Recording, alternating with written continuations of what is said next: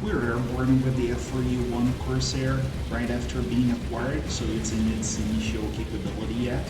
I look for clearance and have it at my right, so I leave the formation and seek for altitude. Rule number 2 when fighting with warbirds. If you haven't watched the episode number 4 of the Mission War Thunder yet, I'll leave the card for it here on the top right corner and in this video's description. So watch it first and then come back here.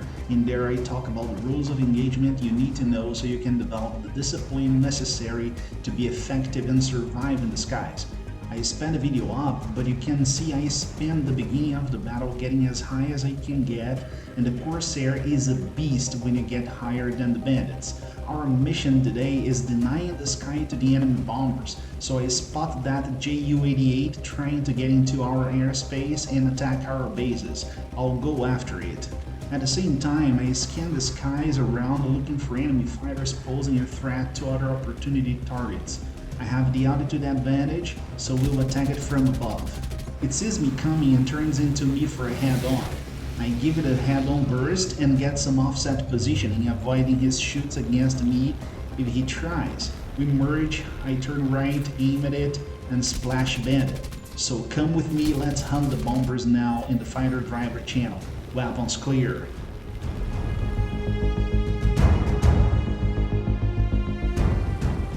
Salute and welcome to the Fighter Driver channel. I'm Gabriel Oliveira, the Fighter Driver, and today we'll be flying the F-41A Navy version. The Corsair is a monster. It was one of the best World War II warbirds, if not the best. In War Thunder, after getting its full capability, it's a very strong boomer and zoomer fighter and can be a headache for any rank 2 bandit. I'm diving after the Hampden and get my engine to idle so I don't accelerate so much during the dive and my engine noise doesn't alert it of my presence. He's not looking around, so it becomes an easy prey. Splash bandit. Another Junkers 88, we have the altitude and speed advantage, so we do the same. I didn't pull the throttle to idle this time as I wasn't so fast and he tried to run away. Get it crit and on fire, so if the fire keeps he will go down, but there is a PBY Catalina right after it, so I'll try to get it as well. So I climb and turn right to engage the Catalina and hope the fire puts the Junkers 88 down for me. If it doesn't, I'll go after it again.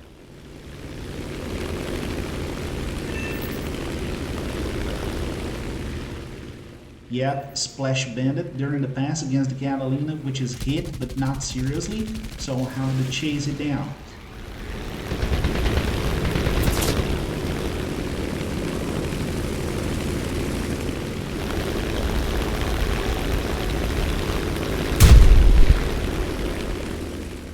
I have to climb and extend a bit as there are bandits threatening me not far below. Then I come over the PBY, get the lead and dive for a new pass from its 2 o'clock high.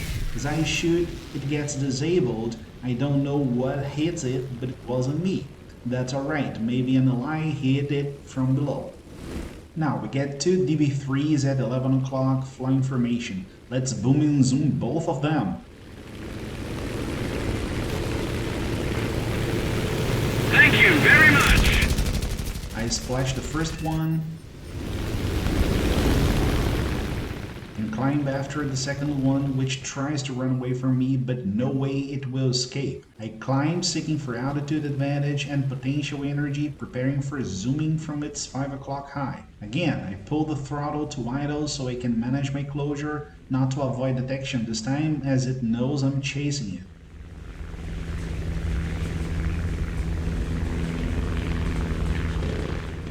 Defensive guns fire against me, but that DB3B is going down. Splash bandit.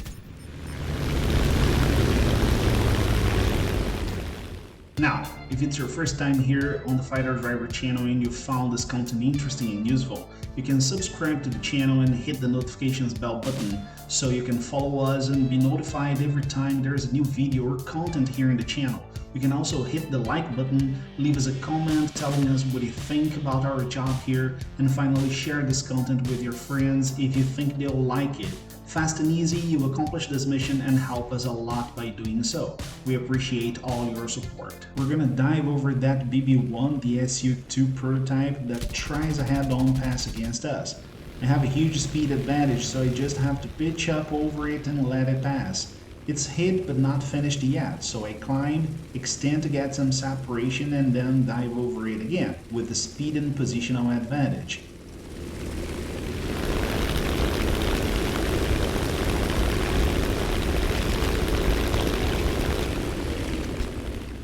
I won't just dive for a pass from its 12 o'clock, as I have a big altitude advantage coming from its 6 o'clock and high speed zone is better.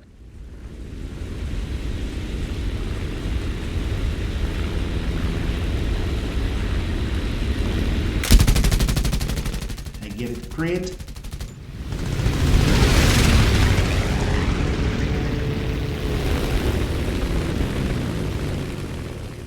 But we have Bennett's close, so I climbed and seek safety in the altitude, and an allied finished the job.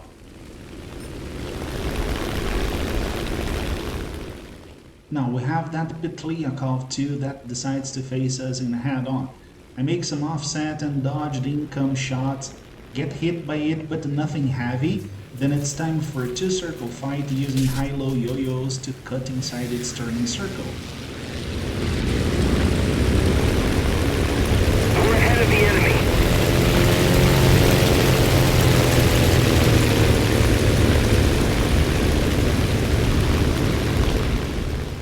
Get it 6 o'clock and shoot. Get it crit, but as I end in its 6 o'clock level, I have it with a low aspect, low profile and get vulnerable to its defensive guns, so I get some offset position and shoot again. It was on fire and would probably go down anyways, but I finished the job. Splash Bennett.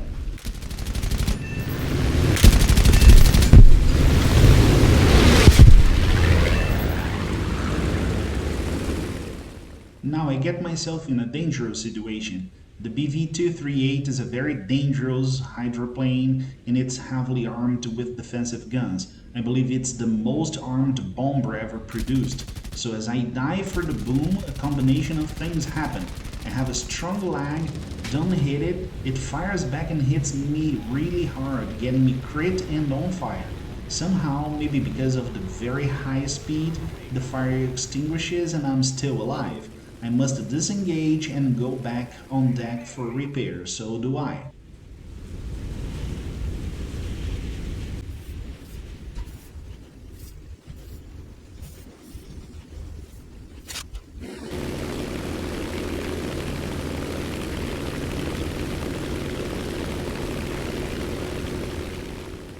As I get airborne again and prepare for climbing, I see 3 bombers flying low and attacking our bases, including the BV-238. Time for revenge.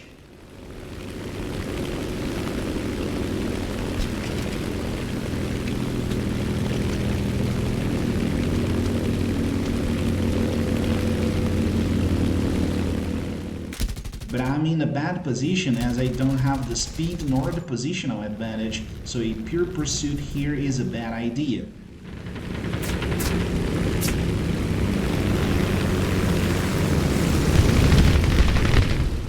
An allied fighter also engages and it can be the opportunity I need, which makes me think that flying as part of a squad in War Thunder using proper tactics might be really awesome. If you like the US Navy planes and have the interest to join me in the squad, leave me a comment and let's talk. As the hydroplane is distracted shooting the Allied, I take the opportunity and splash the band.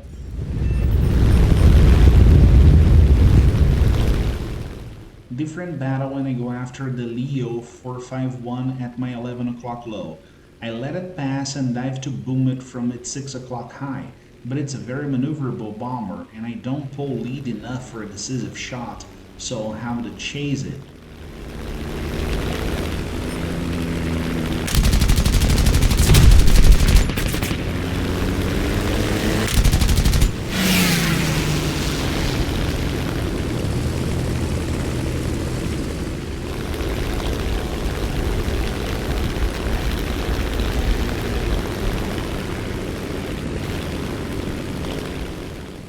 I don't have the altitude advantage anymore and get it in a low aspect, low profile situation with bandits getting close. So I take the shot but prepare to disengage if I see myself in danger. Rule number 3, situational awareness. Lose the kill but don't get yourself killed. Get it crit but not down. It's gonna make me work hard for it. He dives below me and I extend so I can zoom from the top again.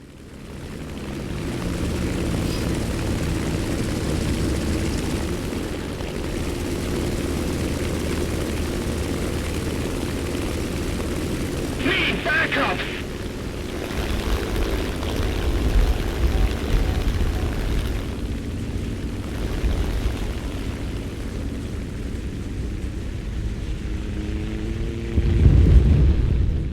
And again, I have a poor gun solution in a mountain getting close very fast, so I climb and keep on pursuit.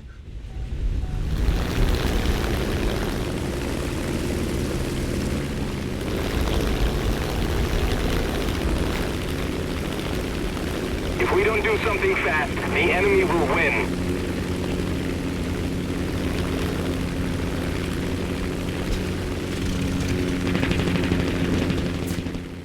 Well, it won't escape this time. Splash Bandit.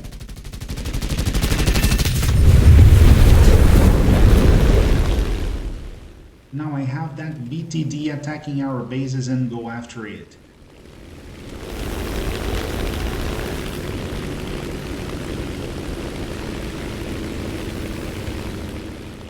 It climbs and rolls, making my life way easier this way, so I crit it and set it afire.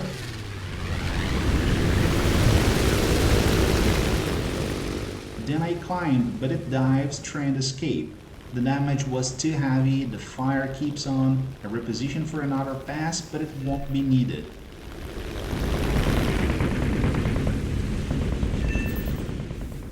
Splash Bandit. A Bullfighter and a B-18 at 1 o'clock low. The Bullfighter is closer, so I'll go after it first. The allied Yak-9 splashes it, so I divert to the B-18 passing by very low. I wait to dive and get it from its 12 o'clock high.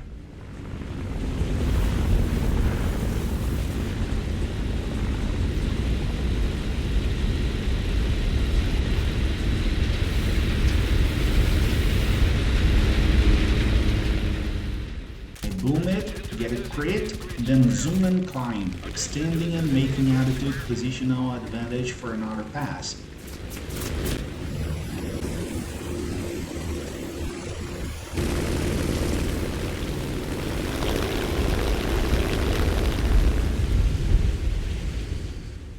My wingman BF-109 attacks, but it's ineffective, so I come in.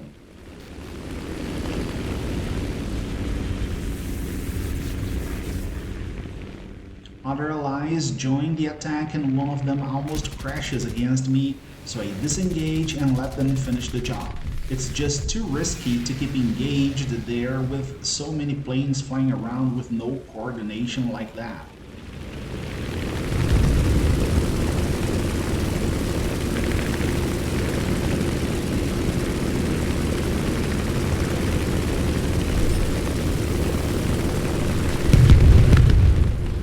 Now, as you know, the fighter driver fights in the air and on the racing tracks as well. And we've driven the third round of the Manufacturers' Cup at the Nürburgring 24 Hours in Gran Turismo 7. It wasn't as expected, but we got a good result after all. Check the card on the top right corner and on this video's description. Tally DB3B 11 o'clock low. I come for a pass from its 9 o'clock high, a high aspect pass.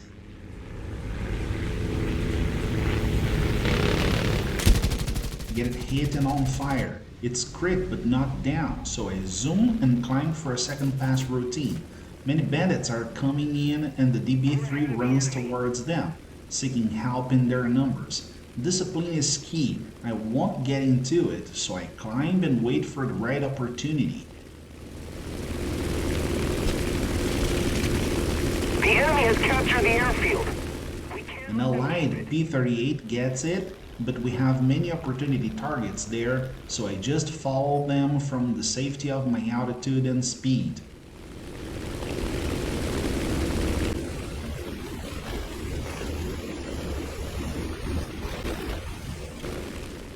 Then I have the B-18 and the SDB-3 information behind and above the other bandits. In a vulnerable position, the perfect situation for me. Time to boom and zoom.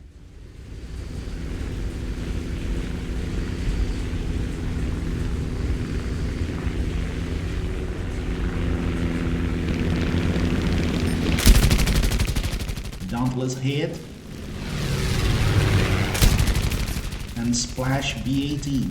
If there was a wingman flying formation attack with me, again, have the interest? Leave a comment telling me that and let's talk. Tally Heinke 111H, Junkers 88 and PBJ at 12 o'clock and 1 o'clock low. I go for the Heinke 111 first. Get it crit, now the Junkers 88.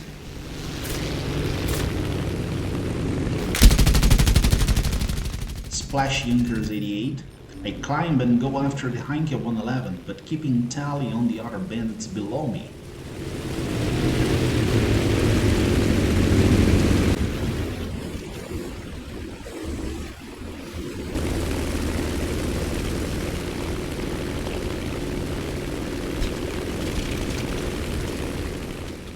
The Heinke 111 turns back and passes below me, so I execute the boom and zoom routine coming from its 6 o'clock high. There are allies engaging it, so I abort the boom and look for other targets, not giving up my altitude advantage.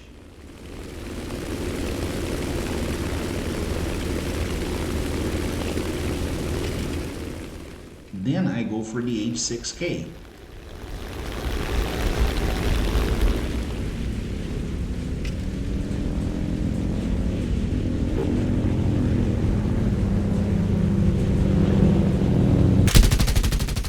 Get it crit.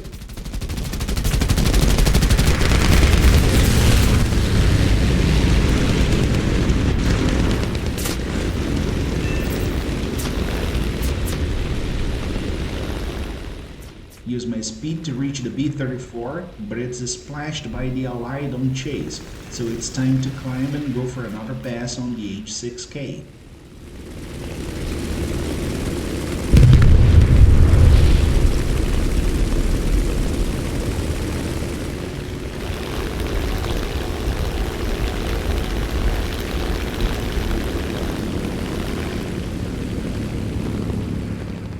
Get it hit, another bandit attacks me, but I'm too fast, so I just extend and climb right after it, then splash the H6K.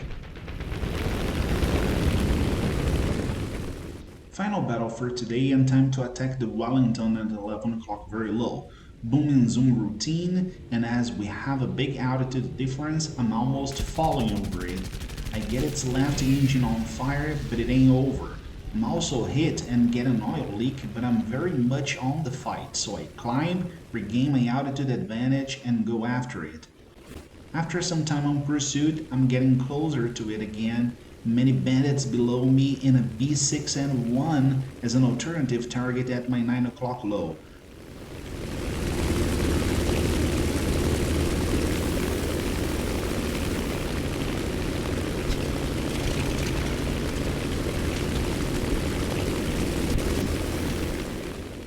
I tell a Spitfire coming towards me and the Wellington is seeking its protection.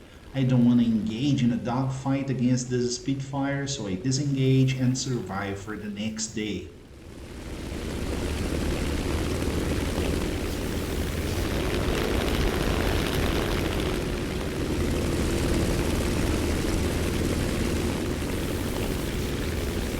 Let's keep the pressure on. Victory is close. So that's it for today, guys. I hope you liked it, and if you did so, hit the like button, leave a comment, and share this video with your friends who like War Thunder and Air Combat Simulation. Also consider subscribing to the channel with the notifications bell activated so you'll receive the notifications every time there is a new video here on the channel. I appreciate you who followed me so far, salute, and I see you on the next mission.